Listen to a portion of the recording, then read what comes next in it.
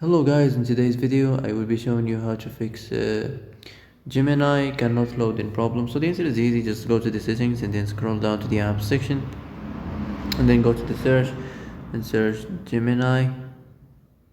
Then go to the storage and here you will find this clear cache option. Click on it. Now you can go check it if it worked, and if it didn't you can try to restart your phone or turn the Wi-Fi off and on, or the Bluetooth or the airplane mode.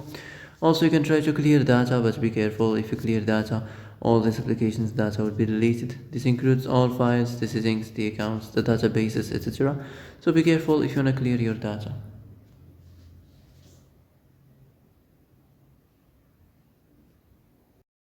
And that's it for today's video. I hope this is the answer you've been looking for.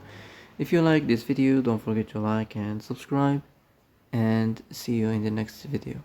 Thanks for watching.